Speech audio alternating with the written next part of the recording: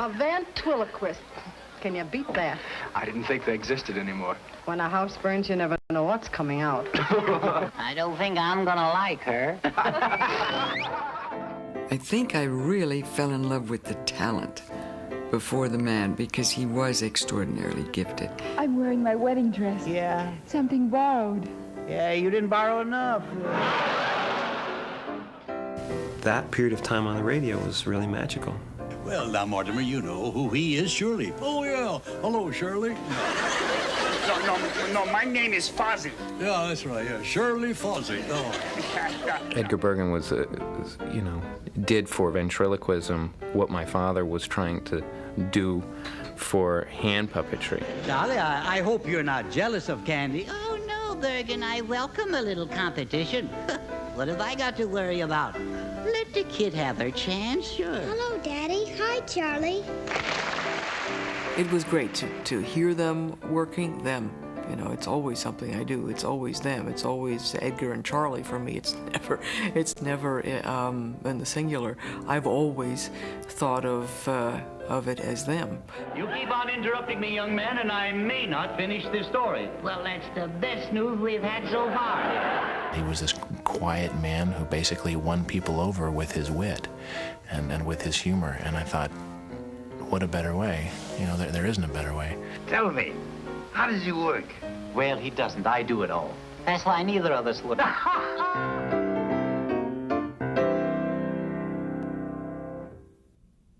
For someone who made a career of doing all the talking, Edgar Bergen was himself a man of few words. Until she came up with the idea to have Charlie tell his side of the story, the author of Bergen's never-completed biography was at a bit of a loss. We got started, and I said, well, how should we start? Tell me about your family. He said, what about them? I said, well, what was it like? And he said, what was what like? I said, I thought this is going to be tough. And I said, well, tell me about your mother. He said, what about her? I said, well, what was she like? He said, short, not fat, short. I thought this was going to be really tough. And then I said, and your father? And he said, tall, mustache. Born in Chicago, the second son of Swedish immigrants, Edgar Bergen grew up on a dairy farm in Decatur, Michigan. The shyest in a family of introverts, his happiest times were spent under the big brown tent of traveling vaudeville shows, transfixed by comic dancers, trapeze artists, and magicians. At age 11, Edgar mailed away a quarter and received the Wizard's Manual, teaching the secrets of magic, mind reading, and ventriloquism. Pretty soon, apple pies were arguing with broomsticks around the otherwise proper Berggren household. He was sort of true to Scandinavian prototypes or Scandinavian stereotypes, except that then he had this kind of renegade gene, which was so interesting and so brilliant and so incredibly talented and funny. Edgar was just 16 when his father, John Berggren, died. The family moved back to Chicago, where he worked part-time in a silent movie house, full-time on his magic and ventriloquism. Hand-making his first dummies, he performed at church socials, strawberry festivals, and county fairs. But it was a character he doodled in a textbook during Miss Angel's history class that would make some history of its own. Say, that's a spitting image of me, isn't it? Yes.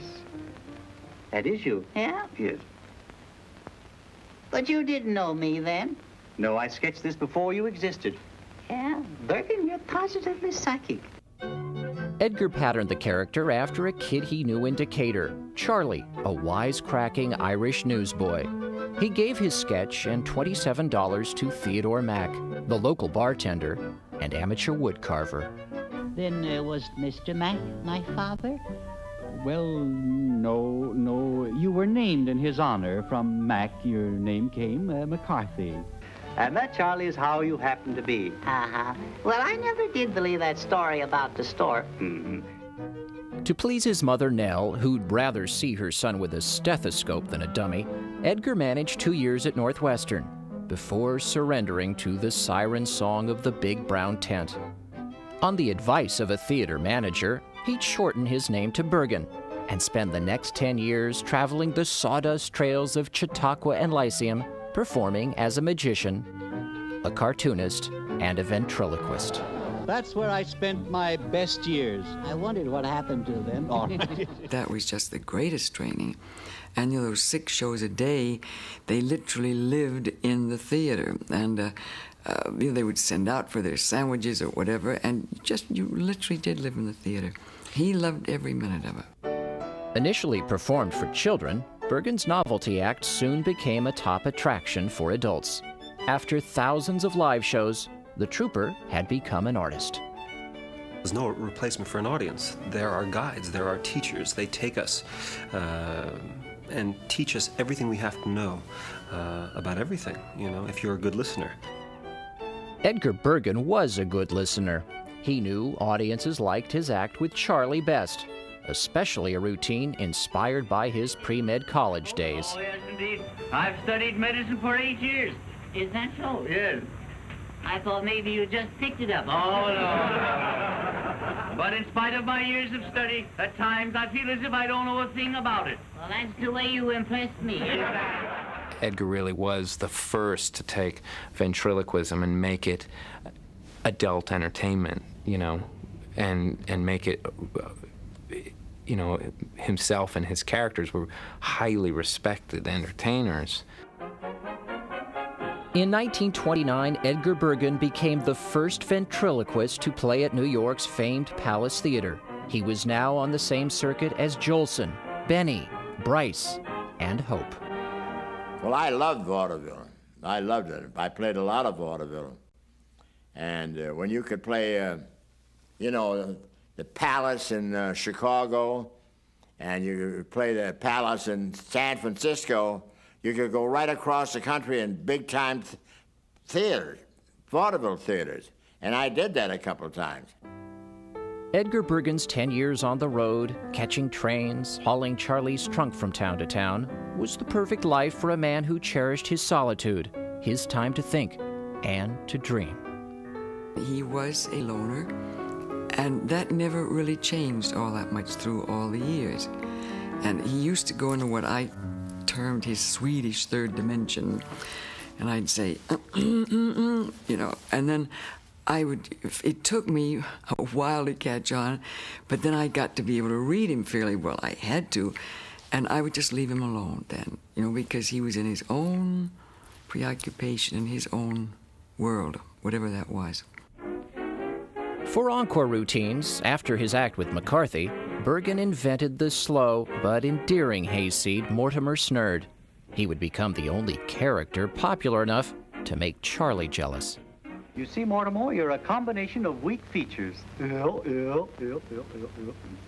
You excel in stupidity. I sure got what it takes, huh? You have. I just feel sorry for him, that's all. We'll continue the life and loves. Already hurting from the moving picture business, vaudeville was dealt a mortal blow by a medium that could deliver free entertainment to every home in America. It's a fine thing, a girl like you standing on the street flirting with a sailor. You didn't even know his name. I did, too. What was it? SS Wyoming. Comics like Jack Benny or Fred Allen segued to immediate success on the radio. While some novelty acts could return to the circus, what about a ventriloquist and his dummy? You know, Bergen, it's an outrage that the public doesn't know Charlie. He ought to be working constantly. That's what I say. Well, we haven't worked for months. I'm afraid ventriloquism is a thing of the past. Believing his line of work needed all the class it could get, Edgar Bergen put himself and McCarthy in tails, giving Charlie a monocle. Fortunes finally turned the moment McCarthy turned on a half-in-the-bag Chicago nightclub audience. Remember what you said, Bergen? Yes, I remember. I was late at night, and there weren't too many there. We looked over the audience. Let's see. Wasn't my line something like, look at this lovely audience. Look at their fine faces. Look at them. Yeah, ain't they a mess? No, Charlie, we have here this evening the cream of Chicago society. Well, it looks like it's curdled. I don't think that's very funny. You don't know. Well, then why did you make me say it? Oh, I see. That kills him, yes. Within weeks of Charlie's sudden impudence, the pair were in New York performing at an Elsa Maxwell party for Noel Coward, who promptly recommended Bergen for what would be a sellout run at Manhattan's famed Rainbow Room. Why? People have been asking me for the last 2 days, why put a ventriloquist on the air? The answer is, why not? Just imagine a dummy, and take my word for it that both voices you will hear are owned and operated by just one man, Edgar Bergen. And now, young man, I would like to know why you're dressed in tails and top hat and monocle. There must be a story in back of all that. Oh, there is, stranger? Yes. Oh, there is. There's a long story. I imagine so. A long story. And a dirty one, too. I imagine. Practically overnight, Charlie McCarthy became a household name. It would take his maker a tad longer. Edgar Bergen, who once thought his success with Charlie would lead to a career in musical comedy, underestimated his stepping stone. That's what's also, to me, so fascinating and so gothic in a way, is that this creation sort of takes over and becomes larger than the creator, and this whole sort of Frankenstein's monster. Well, not, but I mean, it just, he couldn't. It was the dummy that wouldn't die. You know, all the fan mail initially went to Charlie, and he wasn't really welcome at parties in the beginning unless Charlie was with him. It just was so surrealistic. May I have Charlie's autograph? This is forgery, you know. Charlie may sue me. Thank you. Thank you, Mrs. Bergen. Oh, I'm not Mrs. Bergen. I'm Mrs. McCarthy.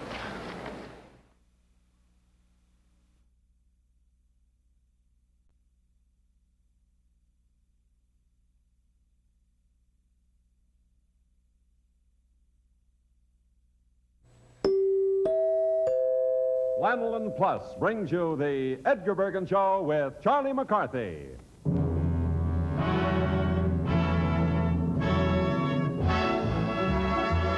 I'll clip you, so help me, I'll mow you down. For 20 years, it would be a Sunday night ritual. And somehow, this ventriloquist on the radio made perfect sense. It really left room for the magic to take over, and for radio already allowing room for, I mean, it really fed people's imaginations, but then, I mean, Charlie took on a life on the radio that it was impossible for him to assume in any other medium. Tell me, Charles, is it true your father was a gate-legged table?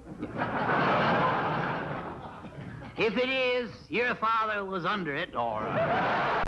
W.C. Fields accepted Charlie McCarthy as a distinct personality, one he distinctly disliked. Is it true, Mr. Fields, that when you stood on the corner of Hollywood and Vine, 43 cars waited for your nose to change to green? No. No way, you woodpecker's lunch. In my business, you really, you know, it's about suspending one's disbelief, to invite the audience to suspend one's disbelief, where you don't care about the technology behind something or the technique of the performer. You really care about the characters. Let's get together sometime, Mort. Okay, where? Well, we can decide that when we get there. Anyway, I hope to see you sometime, Mort. Yeah, then some other time I can see you. Yeah. If we change off like that, we won't get so sick of seeing each other. The Edgar Bergen Show became such a hit, NBC up-and-comers worked every angle to share the success. We were together in vaudeville all the time, and he is now a pretty big star. And I come along, and I wanted to use him to get my audience. So I had it fixed at NBC. When they came out of his show, they all came into my auditorium where I was working. And I stood on the stage and said, "Oh, come in, I'm Bob Hope. Come in, kid. I go on the air in just a minute now. Come in, sit down real fast. Come in. And I got half an audience that way. It was one thing for folks at home to believe Charlie and Mortimer were real. Quite another for seen-it-all radio writers and stars. While they were working the dress rehearsal with Jack on one mic and Edgar and Charlie on the other mic, we were up in the writers were up in the control room, and we were watching the rehearsal. And one of us said, "Make a note, tell Charlie to be closer to the microphone. Then it happened again with Carmen Miranda, you know, the South American, and the same thing. She was, you know, her English was so fractured, and she was going on and on, you know, with her to interpret her. Oh, la la la! She was so upset. Same thing, you know, Carlos McCarthy, not close enough, you know, to the microphone. Of course not, Charlie, dear. Oh, Marlena, you're like an angel with unclipped wings. Your voice is like the rippling waterfall. My sweet. Me? Yes. Now, just a moment. What is this? Bergen, please don't talk while I'm interrupting. Oh, See, that was his way of, you know, coming out of himself. It was just so wonderful that he could put all those things he wished to say, even the raunchy things, you know, Charlie McCarthy, well, not raunchy, but, you know, naughty, in all these different people. There's nothing I'd like better than the aroma of burning wood. I wonder if she means me. Oh, you look pretty good to me, Charlie. Come here. But I thought you only liked tall men. Oh, that was my last year's model. This year I'm on a diet. Why don't you come up home with me now, honey? I'll let you play in my wood pile. Well... Don't have to say much more than that. The difference is that was on radio. Today, they actually go over and play on the woodpile. I just find the concept of a reserved man, a man who has difficulty expressing his feelings, falling into the profession of a ventriloquist on radio, just endlessly fascinating. And that the persona he created was this devil-may-care, no holds barred, take no prisoners dummy, which was Charlie McCarthy. And it's certainly a phenomenon that I identify with because I myself am very private and tend to be reserved, and fortunately found Murphy Brown to get to express that side of things in a sort of legitimate venue. The next venue for Edgar Bergen would be motion pictures, and America again welcomed Pine and Hickory like it was flesh and blood. And introducing the nation's #1 radio favorites, Edgar Bergen and Charlie McCarthy. Now, as you were saying, tell me, can you romance? Can I what? Can you woo? Can I woo? Woo, woo, woo, woo. How did you get so crocked? I beg your pardon. No way to talk to a stranger. Oh, well, let me put it another way. If it isn't too embarrassing a question, where, pray, did you get the snoot for? Cute little fella. If he said cute, I'll mow him down. Easy, Charlie. I'll clip him, so help me. Well, is the cement ready? Shall I dive into it? Everything is prepared, Charlie. It's all ready for your hand and footprints. I'll do a jackknife in it.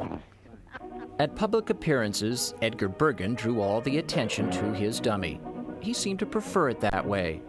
But from behind the scenes, he supervised the extraordinary merchandising of Charlie McCarthy, later emulated with a famous mouse. Rarely has so private a man led so public a life. It was just unbelievable. And there were people who didn't really, you know, the name Edgar Bergen wasn't ringing a bell. But Charlie McCarthy they knew, and where's Charlie? It has been a wonderful day anyway. Yeah, I had fun talking to. Yes, I saw you talking with Mrs. Roosevelt. Yeah. What did you talk about? Well, she talked about her day and I talked about my night.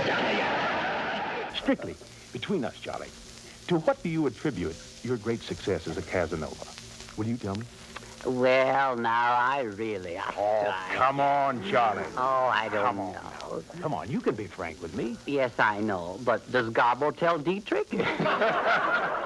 One of Hollywood's most eligible bachelors, Edgar Bergen preferred his Stanley steamer to the active social life Charlie seemed to crave. Until her death when he was 40, Bergen lived quietly with his mother Nell in a hilltop retreat. The only other woman appeared to be his latest creation, old maid Effie Clinker. Tell me, Miss Clinker, are you married? No. No, I'm not. I see. No. Darn it, no. I see. Thinking of marrying anyone? Yes. Who? Anyone. I don't care. During World War II, Edgar Bergen entertained troops across America and on both fronts. He also appeared in the morale-boosting film Stage Door Canteen. Now, of course, in order for me to do this, I will have to go into a trance. Well, I'll wait here. Yes, all right. Well, what is a trance? A trance? Yeah. Well, it's a state of semi-consciousness or sleep. Oh, that's all. You haven't far to go. All right. Now, shall I read your past first? Do you think you can? I don't think I know. I don't think you know either. Oh. Bergen's radio show was the first to broadcast from military bases around the country. McCarthy even joined up with Brigadier General James Stewart. In our efforts to make the United States Army Air Corps the finest in the world, we've enlisted men from the backwoods, we've enlisted men from the front woods, but this is the first time we've ever enlisted the woods themselves. It would be during one wartime show originating from the NBC studios that Edgar, not Charlie, but Edgar, would spot a pair of legs in the audience. As fate would have it, those legs had come along with an acquaintance of Bergen's. We went backstage after him before she could get to him to introduce us. He got to her and he wanted to know who the girl with the long legs was. He didn't say they were pretty, he didn't say they were crooked or anything, just long. That's how we met. 20-year-old model Frances Westerman stopped traffic as the girl on the Chesterfield billboard. More impressive, she's the woman who finally put an end to 40 years of Bergen bachelorhood. After one case of cold feet, he somehow mustered the courage during an Ensenada fishing trip. And he and I went down into town late one afternoon, and I don't know whether it was the soft, warm Mexican air or whatever, but he said, let's get married. Well, I always wanted to be married in ice blue velvet and carry a little nosegay of violets, so I was married in Mexico in hot pink with 2 witnesses who didn't speak a word of English. But I didn't dare say no because he finally asked. In typical Bergen fashion, the marriage was kept a secret for 5 months. A near impossible feat in Hollywood. The role of Mrs. Edgar Bergen, the ballyhooed mother of Charlie McCarthy, took some getting used to. The long separations for business were one thing, but this lifetime loner never stopped needing moments to himself, flying his beloved airplane. Even when he didn't have to take off, he would just sometimes have to take off because he just needed some solitude. And he wouldn't go anywhere nice, especially. He would just go somewhere just to have some quiet. Edgar Bergen would be flying somewhere over Palm Springs when the urgent radio message came through to come home. Frances was in labor at Hollywood Presbyterian Hospital. Remember that, Bergen? Yeah. I was kind of worried about our team breaking up then. Yes, you certainly were. Yes. Yeah, I was afraid that I couldn't talk with your mouth full of safety pins.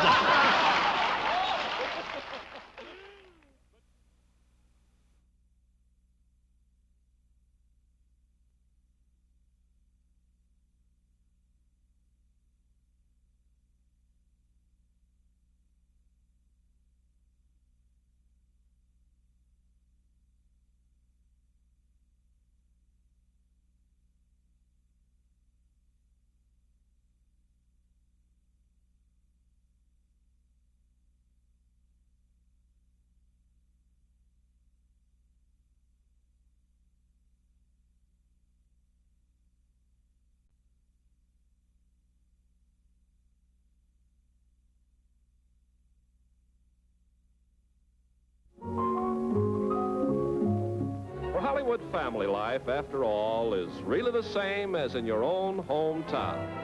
When Candy was born, she took over Charlie's room. Charlie had his own room, replete with tiny beds and tiny chairs and a tiny wardrobe. I was definitely spared that. I mean, Charlie was in a trunk, under Dad's bed or in a closet. There was no room dedicated to Charlie. Mileage from the McCarthy has a sister angle shattered the media's odometer. It was a tamer time when fans thrilled at newsreel fashion shows with celebrities and their children. Brother and sister outfits are displayed by Maureen and Michael, the children of Jane Wyman and Ronald Reagan. Mike isn't sure he likes all this. Miss Candy Bergen, daughter of Mr. and Mrs. Edgar Bergen, finds the show fascinating and cuts a very neat little figure herself. It was kind of like this little army of Hollywood families, and all of the kids and pets, and everybody would serve, and everybody would sort of feed the PR machine. That was never questioned, really.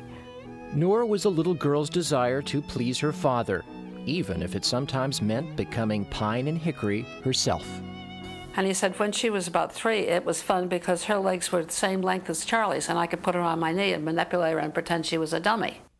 Now, Charlie, you don't mind me being on the show, do you? Oh, not at all, Candy, no. After all, you're growing up, and it's about time that you helped me support your old man. You shouldn't have said that, Charlie. Daddy resents the idea that you support him. Does he deny it? No, but he resents it. In her 1984 memoir, Knock Wood, Candace Bergen recalls her appearances on the radio as among the happiest moments of her life. I wished that I could be Charlie, she wrote, always up there with my father. I wondered if there was a chance he might leave him in that trunk. It would just be me performing for my father, making him proud. Yes, it was an enormous surprise, but I didn't realize quite the extent that it did go.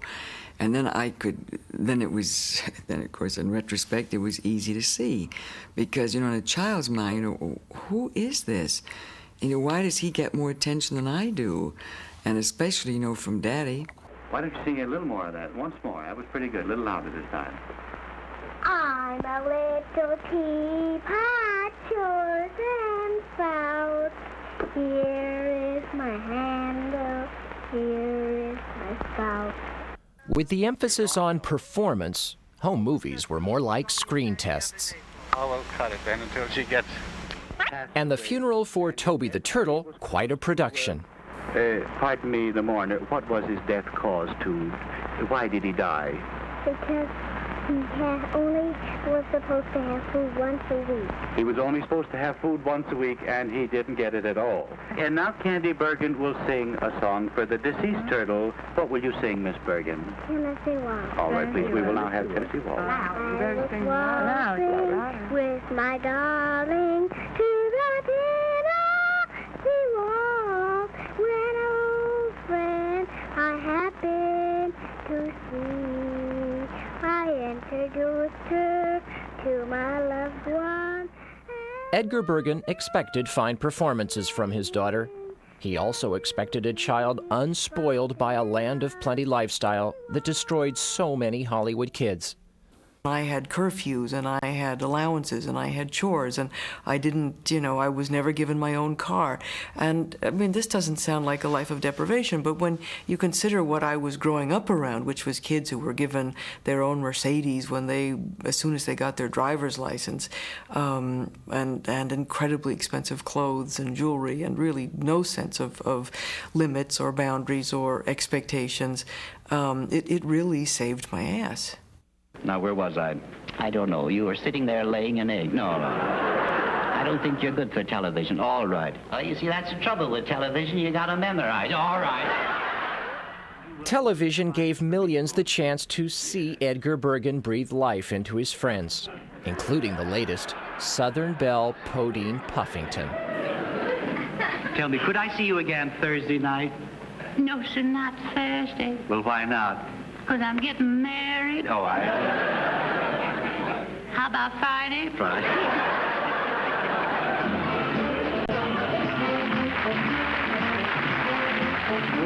Don't fool with your set, folks. I really look this way. I think Mortimer was his favorite. As he said, and I loved, many things he said about Mortimer and with him, whatever, but one in particular, he said, Mortimer is stupid, but he has an advantage over most of us. He knows he's stupid. And there was a sweetness, about Mortimer. And I always felt that, he was my husband's favorite, whether Charlie came first or not. I want you to face your audience. Yeah. And then I want you to smile. Yeah. Let's try it now, just to be sure we have it right.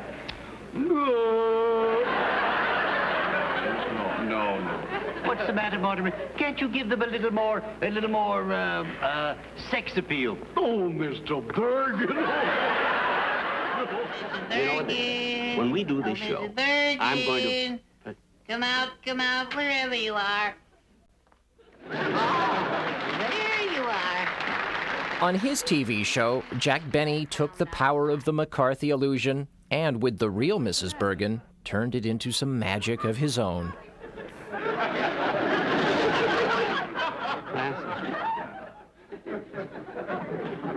Francis. That was Charlie McCarthy. Well, certainly. I don't know why that boy always has to put a tie on. He's real. What are you talking about? Well, all these years, I thought Charlie McCarthy was a dummy. Oh, now, Jack, you've been in show business all your life. How can you be so naive? I don't know. Do you trust your wife? Well, do you?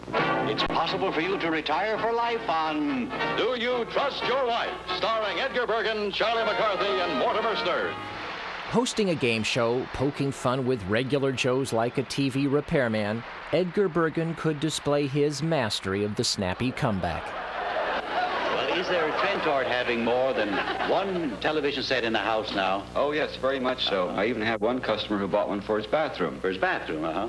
Well, where do they go during their commercials then? No, not Edgar Bergen would host the game show for only one season. And after a brilliant 20-year run, the radio program finally came to an end. But for he and Frances, a new chapter was just beginning. Nearing 60, Charlie McCarthy's father would finally have a real son of his own.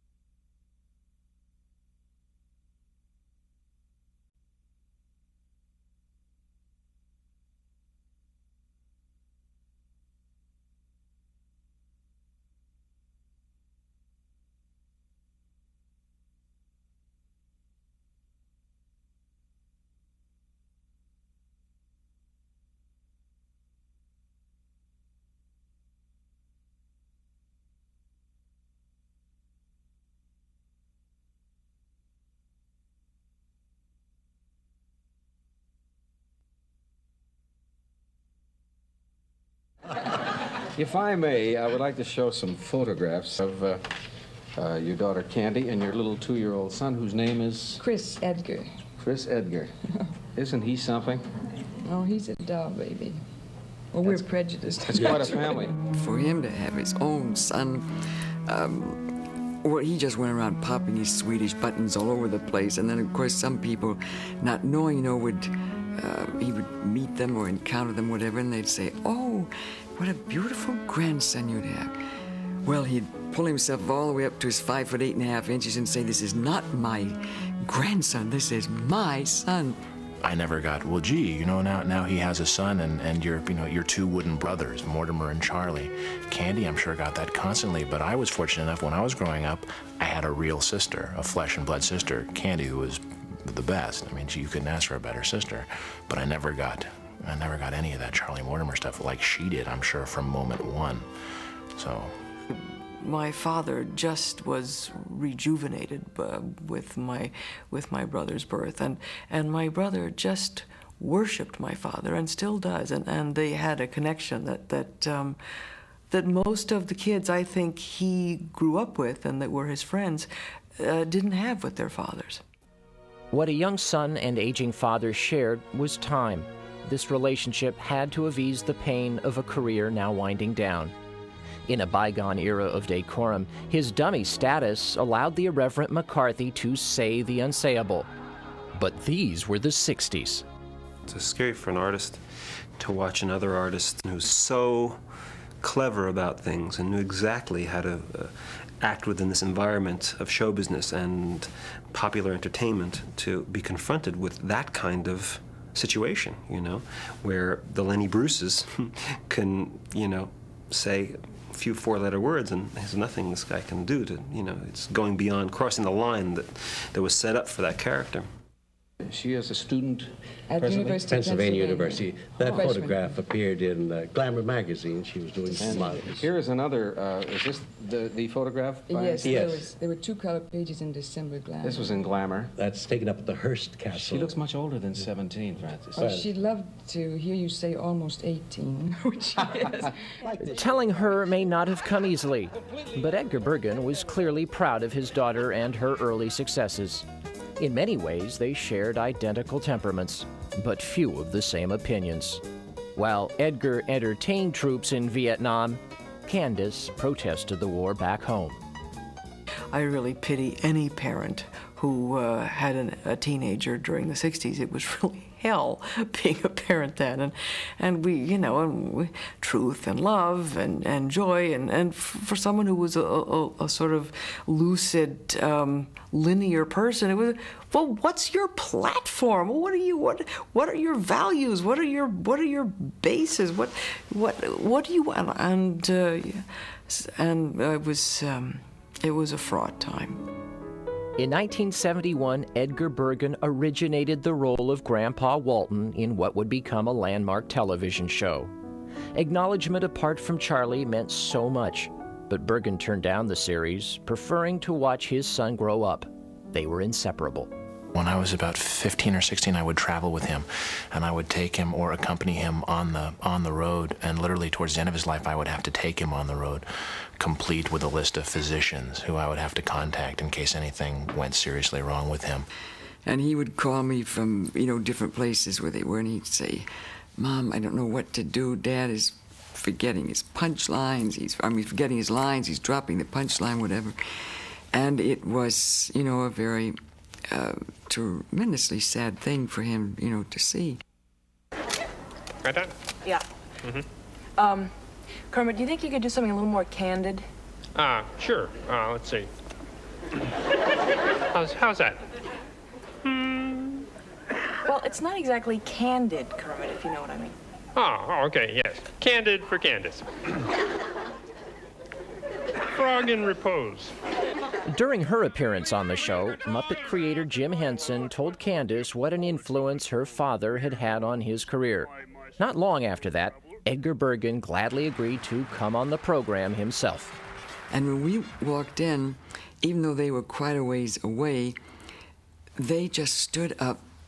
It was all, you felt like you were in church. There was this reverential hush that, came upon this. They'd been talking animatedly, because we could hear them outside the door before we entered. And, this was their idol. Well, of course, they in turn were his idols, Edgar Bergen is a performer who means something very special to all of us on The Muppet Show, so it's really a thrill for me to say, once again, here is Edgar Bergen and everybody's friend, Charlie McCarthy! Kermit, I do forgive Charlie. I know that he can be difficult and trying. Yeah, I can be difficult without trying. Yeah, I know you can. I don't mind, Edgar, because I always expect wisecracks from Charlie. It's very good to have you here. Well, see, I'm sorry. I don't usually talk to frogs, No, Charlie, please. Yeah, all right. Sometimes I have dinner with frogs, though. Oh, well, that's nice. Yes, they're delicious. No, that's not nice. Well, make up your mind. My father wanted to put Kermit in the spotlight. Didn't really want to put himself in the spotlight ever. And I think Edgar was always the same. He played that peaceful, quiet, sort of straight guy to Charlie, but Charlie was in the spotlights. He was the star. For your information, you overdressed splinter, my heart belongs to Kermit. You're in love with a frog? the characters they create are part of them. It's just as much them as they are. It's just that one persona is the one that they chose to live their lives in, but there are these other just as real, just as credible characters with all of their personality quirks and all that are inside there. Citing a weakening heart, on September 21st, 1978, Edgar Bergen announced he'd retire from show business after a brief farewell tour that would begin the following week in Las Vegas. As for Charlie, he too would retire and go on permanent display at the Smithsonian Institution.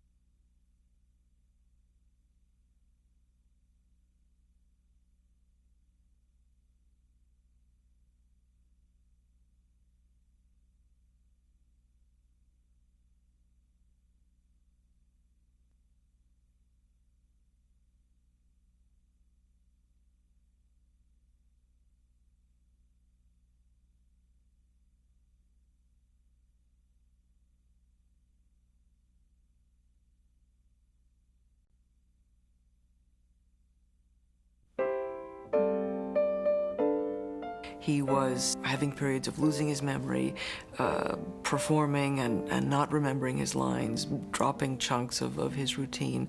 And we were, my mother and brother and I, terrified that that would happen in Las Vegas, in a big room, on a big stage.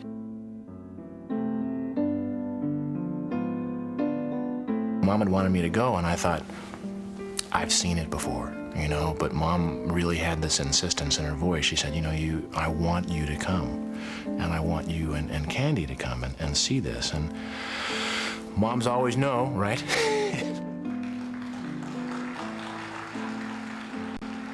There was a love affair going on between him and the audience that was absolutely remarkable.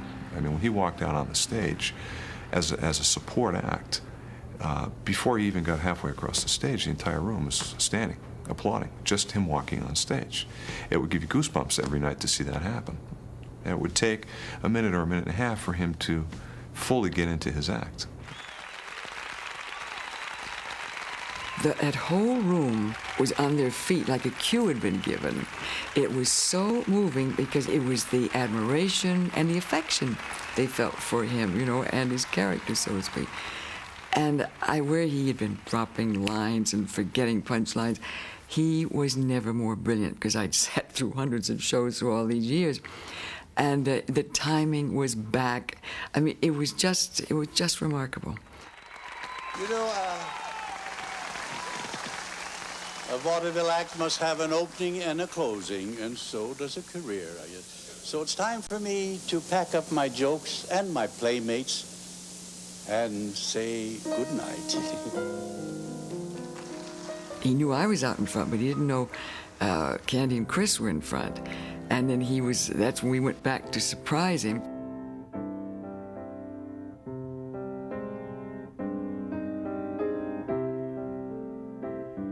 It was really a mythical ending. I mean, it was something that every performer would write for themselves as a way to go out. I still can't believe that that's how it happened.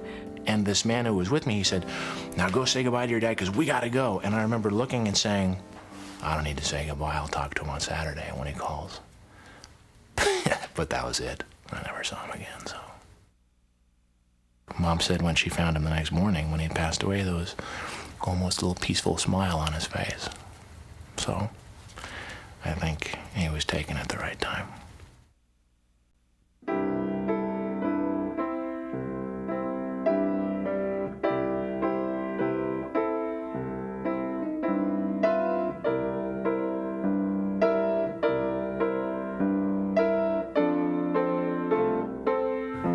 It's unfortunate that without Bergen breathing life into him, he doesn't have a life like Mickey Mouse has, you know, where the character preserves itself after the person who's throwing their voice into you, you know, is not around anymore. Roll film. Yeah, okay.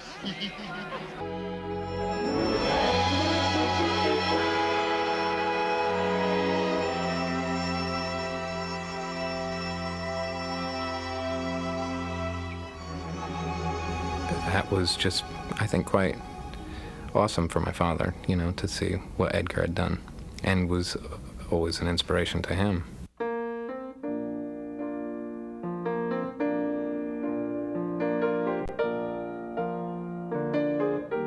When I first started doing films, from the first minute on any set, I would have a line of people in every occupation in the business who would come up to me and tell me that they had had the privilege of working with my father, and what a great pleasure it was, and what dignity he had, and how unpretentious a man he was, and how talented a man he was.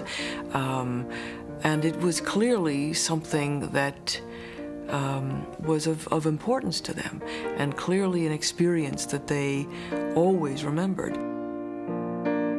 The legacy he left was one of such respect and such admiration that it was really a hard act to follow, but a very nice, it really made me proud.